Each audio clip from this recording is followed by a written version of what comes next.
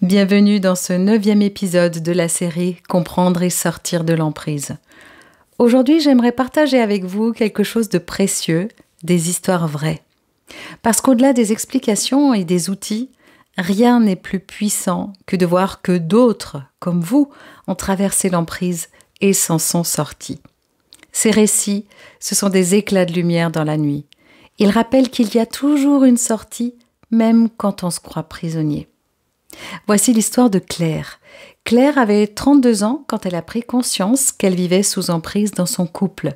Tout avait commencé par de petites critiques, sa façon de s'habiller, ses amis, ses projets, puis l'isolement, la culpabilité, la peur de déplaire. Un jour, elle a osé parler à une amie, et cet acte simple en apparence a tout changé. Son amie l'a écoutée, sans juger, et Claire a senti une fissure dans la cage. Petit à petit, elle a posé des limites, retrouvé son travail, repris contact avec ses proches. Aujourd'hui, Claire dit « Ce que j'ai vécu ne me définit pas. Ce qui me définit, c'est le courage d'avoir dit stop. » Mais l'emprise ne touche pas seulement la sphère intime. Elle existe aussi dans le monde du travail. Voici l'histoire de Marc. Marc, la quarantaine, travaillait dans une entreprise où son supérieur exerçait un contrôle permanent. Humiliation en réunion, surcharge de travail, menaces voilées. Marc pensait que c'était normal, qu'il devait tenir bon. Jusqu'au jour où son corps a dit stop, burn-out. Pendant son arrêt, il a rencontré un thérapeute qui lui a ouvert les yeux. Ce qu'il vivait n'était pas de l'exigence professionnelle, c'était de l'emprise. En retrouvant son estime et en construisant un nouveau projet, Marc a quitté son poste. Aujourd'hui, il accompagne à son tour d'autres salariés pour prévenir le harcèlement moral. Et son témoignage, ce que j'ai pris pour une faiblesse était en fait une force, celle de m'être reconstruit.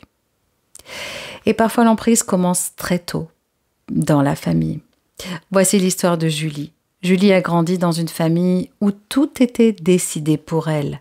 Ses choix d'études, ses relations, jusqu'à sa façon de penser.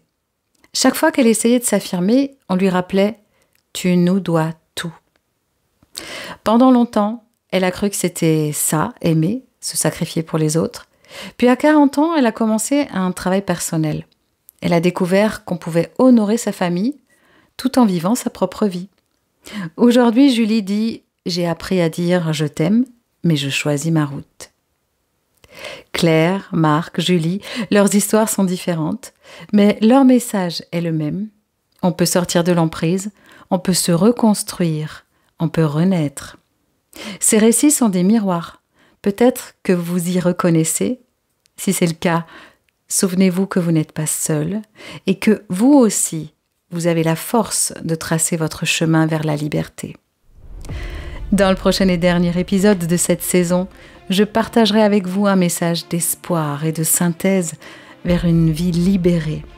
Merci pour votre écoute. Abonnez-vous, partagez ce podcast.